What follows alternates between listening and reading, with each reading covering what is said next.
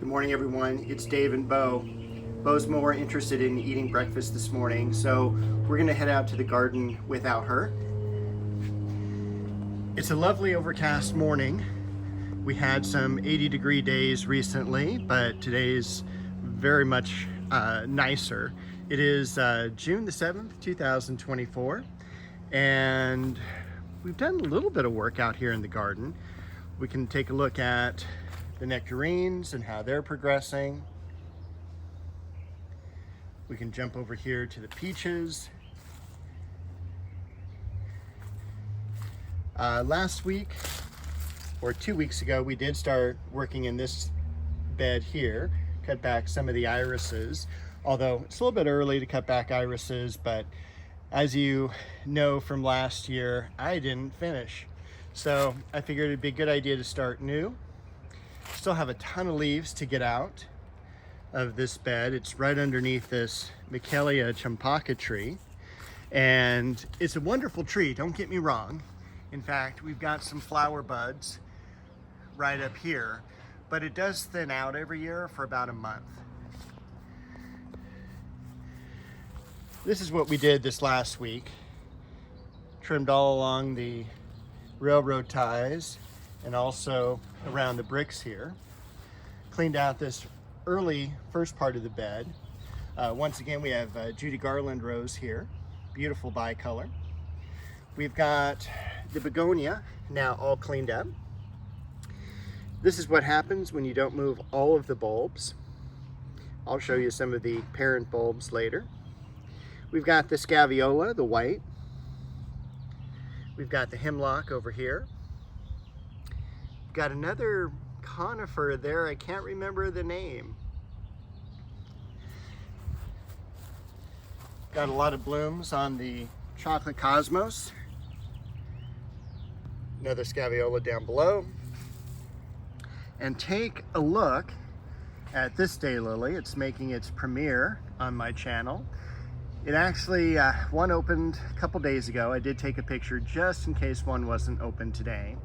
And I feel horrible because I was pruning the macadamia tree, which is right up here, thinning it out a bit. And unfortunately, knocked off one of the major bloom stalks. So we would have had this image a week earlier, but someone was very clumsy in the garden, and that was me. Over here, Chamaecyparis.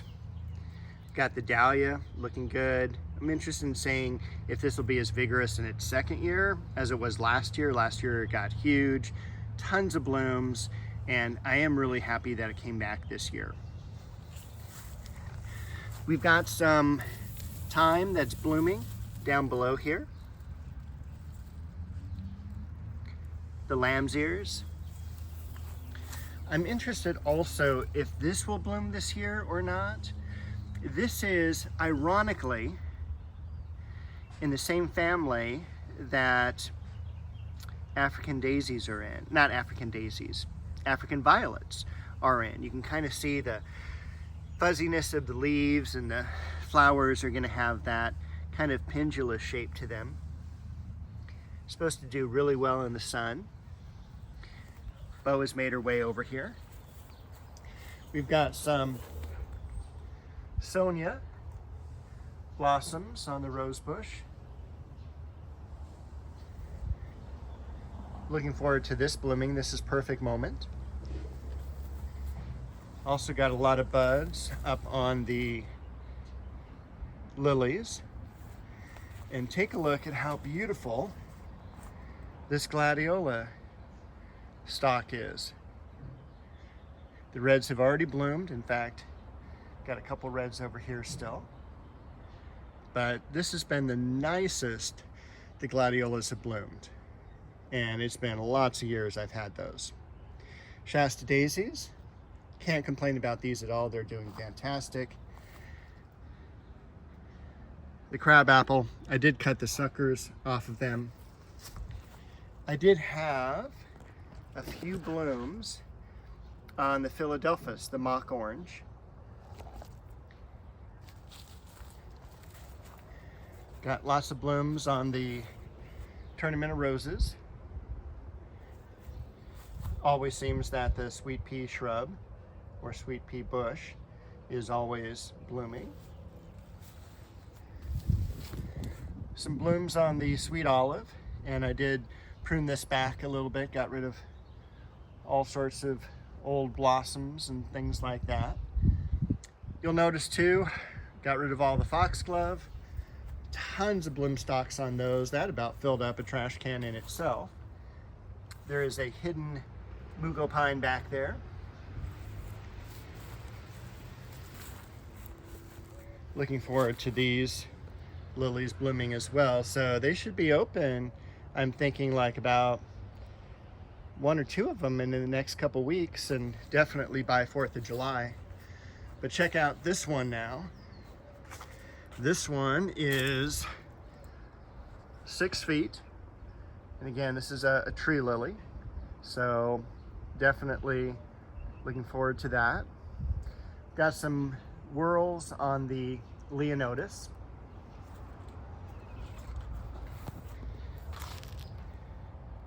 And I think I called that Oklahoma last week. I meant to say it's Chrysler Imperial. It's the same parentage. It's actually the same parentage as Mr. Lincoln as well. So they're all very, very similar. Cut back some of the daffodils. We got the creeping geranium. The YEW is putting on some new growth. So I'm really happy about this. It did not do really any growing at all the first year, but it's also not in the correct climate and definitely out in a really sunny area. So I'm really pleased to have this where it is, and I'm hoping it'll be kind of a nice conifer winter interest plant when I cut back all the roses around it. Caprosma and Caprosma. Got Lynn Anderson over here. And the pittosporum needs to be cut back as well. And of course this area just needs to be weeded and cut back and all that. So there's always stuff to do here. The apricots, had 1 branch of apricots. This is the 2nd year that this tree has been here, for those of you that are new to my channel. And it was really a terrific branched plant. It's perfect for this kind of corner area where we're heading into the back of the garage area. And I'm hoping it'll provide kind of a nice canopy over here. And I wanted over here the cherry tree to kind of do the same. So you're kind of walking through an arch, making it more of a true kind of English or cottage garden in this area of the yard. But we'll see how that goes. Again, the false heather in white, you can't beat that for the amount of blooms that it gives you. It's just constantly in bloom. There was a foxglove back here I didn't want to pass up because that's looking terrific. The liriope,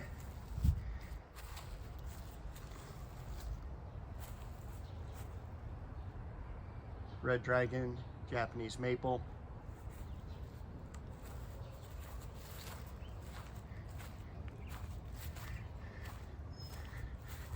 Bow.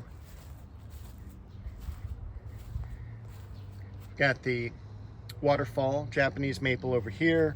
Take a look at the peonies, both looking terrific.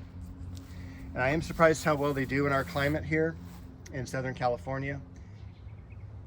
Normally you think of these as something more Midwest, upper Midwest even, but bloomed well last year, hoping it'll bloom well again this year. Over here, I am really surprised how well this fern is doing. Had some hot days, still doing great. Lots of foliage. I want to say it's about doubled in size since I planted it from a 1 gallon. So it's done absolutely gangbusters here. The Japanese yellow variegated grass here, still one to plant. This is the Bloodgood Japanese maple. This is the Wilma cypress, just I think regular Cypressus is a botanical name. Got some more blooms on the gardenias here. Still some buds yet to open, and I think I told you when I first started in the nursery business, that's one of the smells I totally remember. That is the Jatropha flower and the Jatropha foliage. Pittosporum tenuifolium and Dizygothica, which is now about 7 feet tall. I hear some jackhammering from the neighbor, so if that gets to be too much, I will cut this and redo the second part of it, but hopefully I can sneak in before they really start working on it. Neighbors are putting in a new driveway. Oh, look at that, we've got some blooms, we've got some color on the Monarda. This is bee balm, and it'll have a terrific blossom in a very short period of time. I am concerned. There are some holes in the leaves, and this is why I'm concerned. Is over here, look at what was my heliotrope. There is a worm that is probably massive in here that I've got to get rid of. The heliotrope, that'll grow back. That's not an issue, but it is totally thinned that out. As far as remedies for that, of course, first of all, it's finding the worm that's eating it. We've also got some color here on the yarrow. Look at how beautiful that is. Variegated geranium. But I'm sorry, back again at the heliotrope and worms. There is a very organic spray. It's just called BT, the initials for Bacillus thuringiensis, and that is just a natural bacteria that affects worms only. You can, if I remember right, I think you can even use it on vegetables like tomato plants for tomato worms. Don't quote me on that. You always should check out any recommendations, but that I remember we were able to put on veggies. So it does affect worms, and it's the best thing on the market. This is the Alstroemeria, and we've got our Davallia up here. Again, Creeping Charlie beginning to creep into the yard. This is a problem because it will go underneath the mower blades. In fact, you can kind of see down here that it will creep underneath. So we need to get that out pretty quick. The blooms are pretty much done on this orchid now, and of course we've had this since our visit to Andy's Orchids in San Diego about, what, 3 months ago? We've got our one fern back there still doing well. Another Japanese maple. I'm not sure which variety it is. It is not blood good because of just the way it leaves out and goes to bed early, leaves out very late. So it has a very long dormant time compared to blood good. Got some more daylilies over here. I do want more daylilies throughout the yard, and I will order more during the winter time. In fact, I was just starting to look at varieties of bulbs I could get in. A lot of the growers haven't even published their fall bulb selection yet. I want to do a lot more hyacinths this year and a few more daffodils and such. So that'll be forthcoming. Again, look at the vibrancy, the velvetiness, if that's a word, of this tree rose. And it is Crimson Bouquet is the variety. It's very similar to Trumpeter, but it has larger blossoms, much more deeper red, and it is very disease resistant. You can see the foliage is a little waxy, and when it's waxy like this, that just means that it's tough for mildew to land on. The geraniums also cleaned up this week, and we'll see how this bed is doing here. Couldn't be happier with the zinnias. Definitely filling out on the lace leaf lavender, not lace leaf, but on the lavender plants that were cut back. The isotoma actually growing really well. And the calibrachoa still has some blooms on it. This will continue to bloom all summer. And the ilex there in the back. And of course, the eugenia. Looking forward to some more blooms on the celebrity tree rose. And I think, I don't know if I showed this was cut back as well. So this was cut back, and this is starting to be cut back as well. Just any of the water growth, the new growth that's coming out is being cut off. Water growth is usually like, you'll see some branches in here growing like 3 feet, 4 feet, 5 feet in a relatively short period of time. We don't want those. Those tend to be very weak branching stems. So we're gonna go through, we're gonna cut back any of the new growth that's really kind of impeding the space around it. And that really cuts back on the amount of pruning we have during the winter. I mean, this thing can be like gigantic. Let me lower this back here. This can just like be crazy frizzy like hair on a humid day, but when we cut it back, it's so much easier to maintain throughout the rest of the year.